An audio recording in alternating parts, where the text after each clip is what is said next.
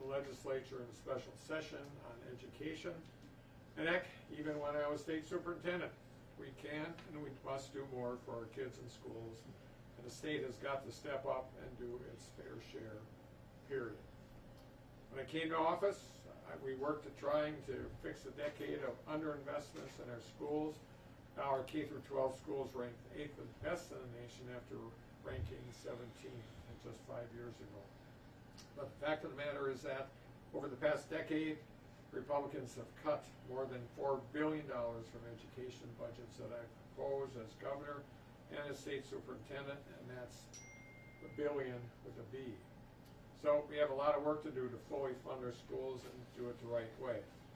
The good news is that we have a $5 billion projected surplus, which we can afford to make the investments in our kids and our schools need and deserve without raising property taxes. That's why I'm so excited to be here today to be kicking off this first day of school here in Milwaukee with a new back-to-school announcement. I've always said what's best for our kids is what's best for our state, and today we're announcing a plan to do just that. Budgets are about priorities, and that's why building the next budget, a biennial budget, begins, as it always does for me, what's best for our kids. So today, as kids across Wisconsin are kicking off a new school year, State Superintendent of Public Instruction, Dr. Underly, and I are announcing some of our shared priorities in the K-12 education budget that I will be including in my 2023-25 biennial budget. After a tough past few years, we know our kids and our families and our schools need our help now more than ever to get caught up and get more educators and staff into our classrooms and ensure every kid has the support and need and resources that they need to be successful. The proposal we're announcing today invests in improving reading and literacy outcomes, expanding access to student mental health services and school nutrition, investing in financial literacy and out-of-school programming, addressing staffing shortages to help keep class sizes small, and increasing per pupil and special education aids, all the while holding the line on property taxes across our state. First, improving reading and literacy outcomes is critical to ensuring our kids are prepared for the future. We're going to improve academic outcomes by investing in reading and literacy, providing a new literacy-focused categorical aid of $10 million each year to fund literacy-related programs for our kids. We're also creating a $5 million Do the Math initiative to help make sure our kids make smart financial decisions for their future, as well as a $20 million out-of-school grant program that increases access to community and school-based before and after school programming to get our kids caught up and keep our kids on a trajectory for success. Additionally, as I said before, and I will say it again, we know a kid who's in crisis or is hungry isn't going to be able to focus on his or her studies in the classroom. And our kids need more support and resources now more than ever. So we're building on the success of my successful Get Kids Ahead initiative to provide school-based mental health supports for our kids by investing $240 million through a permanent Get Kids Ahead student mental health categorical aid. We're also going to ensure that kids don't go hungry when they're trying to learn, and they get the nutrition they need, and especially as families are facing rising costs. So our plan also includes investments to reduce the cost of school meals, including free meals for families that already qualify for free and reduced meals. As I talked about a lot last week, we need to make sure that more educators and staff in our schools and our classrooms are there to keep class sizes small and make sure our kids have the support they need to be successful. So we're going to change the law to make sure that experienced educators and staff who've retired can be hired by school districts and return to the classroom to help support our workforce. Finally, Finally, as I said all along since becoming governor, that we should be fully funding our schools, that we should be doing it the right way, and we can do it without raising property taxes. So we're announcing we're also increasing aid for individual students by providing an increase in revenue limits of $350 per student in the first year and an additional $650 in the second year. We're going to do it with $800 million in additional school aids to hold the line on property taxes. And we're also going to invest $750 million over the biennium to increase the reimbursement rate for special education from roughly 30% to 45% in the first year of the biennium, and 60% in the second year of the biennium, with a goal of achieving 90% reimbursement by the 26-27 school year. All told, this is approximately $2 billion investment in our kids' education and their futures. With a projected $5 billion surplus, we can make these meaningful investments in our kids and our schools without having to raise property taxes. So I want to thank Superintendent Underly for her partnership and leadership in working together to develop key shared priorities for our kids and our schools. But it's helping make sure our kids can access mental health services and healthy meals, improving reading outcomes, and investing in financial literacy and out-of-school programming, making sure that our kids are prepared for their future, or making sure that schools are fully funded and can meet staffing needs to keep our class sizes small. What's best for our kids is truly what's best for our state, and we'll never regret doing the right thing for our kids. So with that, I will now turn the mic over to State Superintendent Underly. State Superintendent.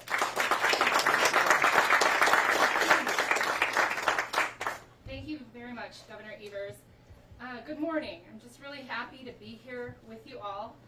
I dropped my own two kids off at school, now both in high school. And everybody I've talked to over the past year really wants us to invest in our public schools. Our kids' future, their future is our future, and we have to do something about this. So it's a very exciting time for all of us. Wisconsin kids are back in school. It's going to be a great year, and I know we have some challenges ahead of us. We all need to rise to the occasion to meet these challenges head on, just like the educators do in our classrooms every day. Our schools are being asked to do more and more, but thanks to zero increases in per pupil funding from the legislature, they have to do with less and less. We need more funding, and it needs to be ongoing and sustainable, and there needs to be a lot of it. With our districts staring in the face of a funding cliff as their one-time COVID relief dollars advance towards their spending deadline, we must provide robust assistance in our upcoming biennium budget. We need to increase our per pupil spending and also raise revenue limits enough to make that per pupil increase meaningful for our school districts. We need to increase our special education reimbursement rate, an increase that will serve every student, children with disabilities and children without disabilities. We need to improve mental health services and access to those services. And we do that by providing enough funding to ensure evidence-based strategies are used in every school in our state. We need nutritious food to be easily available to every kid. Let's change our system to mirror the recent federal program that expired. Let's provide universal free school meals. We'll have more details on the complete budget proposal coming soon, but let me end with this. As State Superintendent of Public Instruction, I have a platform to talk about our budget and the reasons our children, families, and educators deserve these investments. And I'm using that platform right now. But I'm not the only person who can talk about the need for these investments and the difference they will make. Every single one of us who wants to support our children and our schools, every single one of us who wants to ensure that the future of this state is strong, we all have a voice in our very own platforms. Maybe yours doesn't come with a microphone and TV camera, but remember, you have influence in your own circles. And when you say you support your public schools, people listen. So speak up and share why you think we need this funding and how it will help your children and all the children in Wisconsin. We need to do our best to provide opportunities for the next generation. As adults, that's our job. As citizens, that's our duty. These kids are going to change the world, and we need to help them be prepared for that by investing in our schools and their future. Thank you. Let's have a great school year.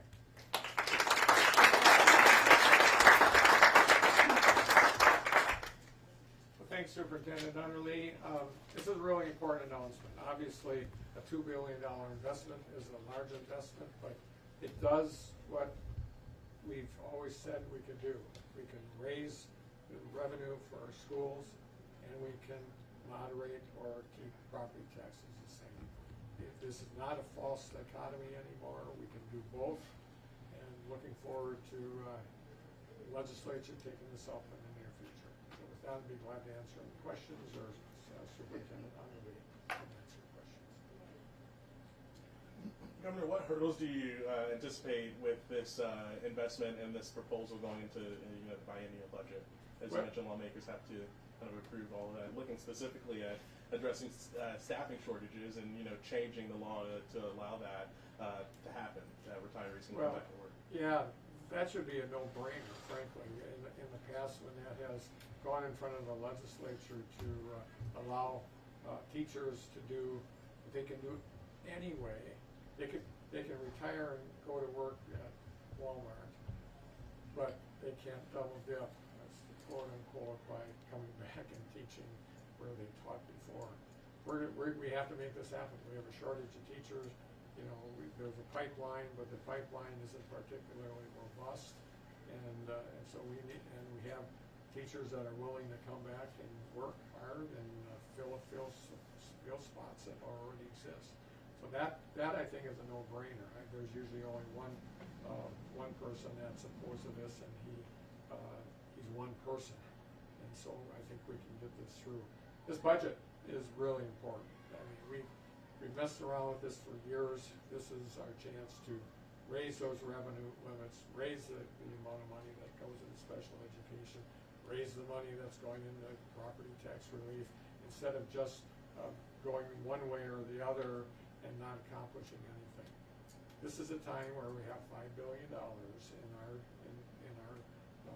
piggy bank, and we have a way to make sure that our schools are kept strong and healthy, and kids are getting the best education possible.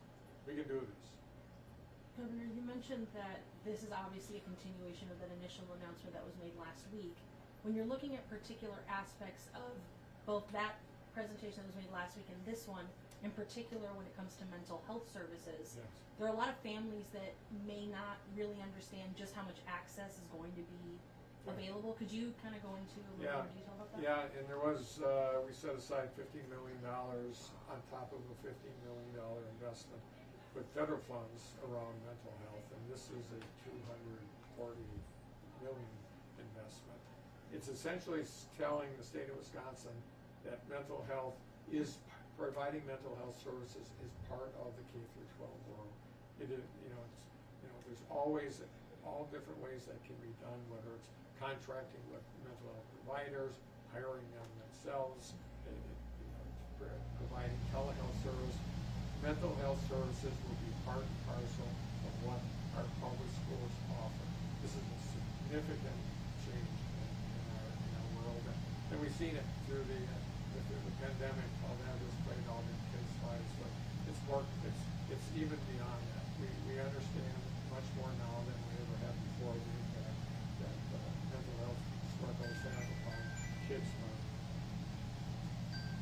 With the $2 billion cost over a 2-year period, then is that all coming from the surplus funds, and do you expect that to be sustainable forward? Yeah.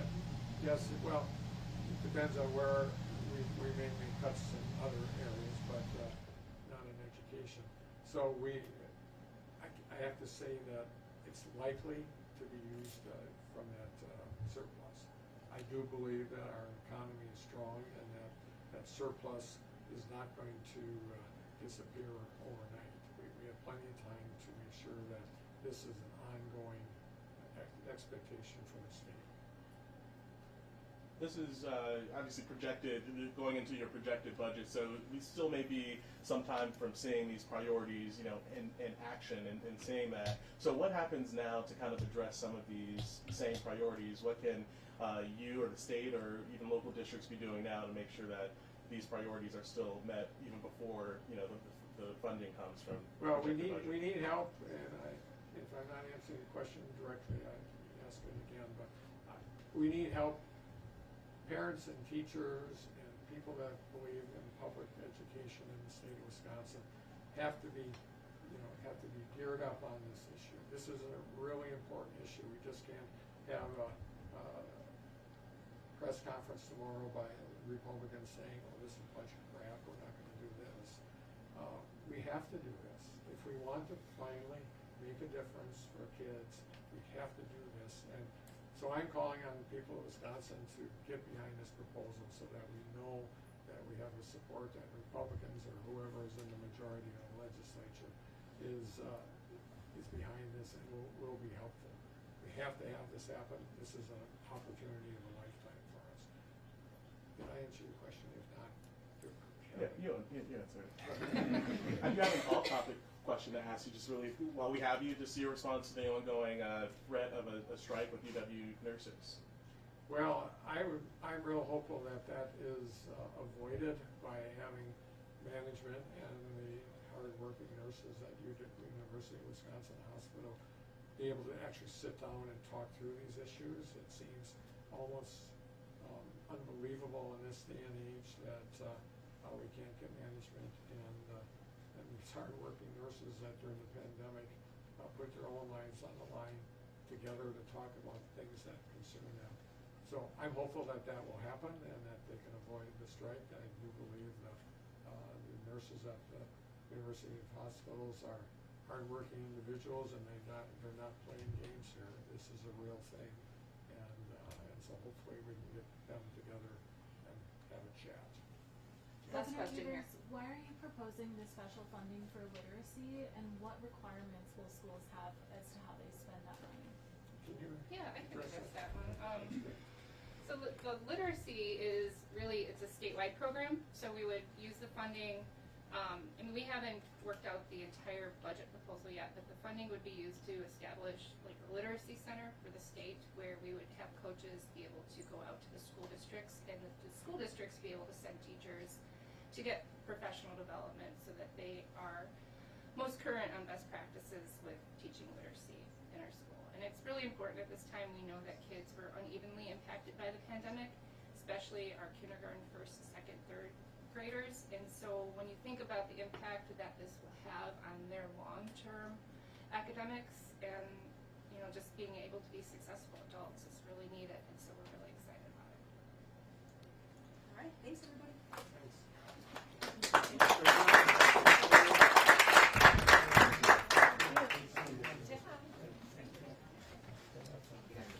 you. Okay. Thanks for being here. Absolutely. Thank you. Here we go. Thank you. Thank you.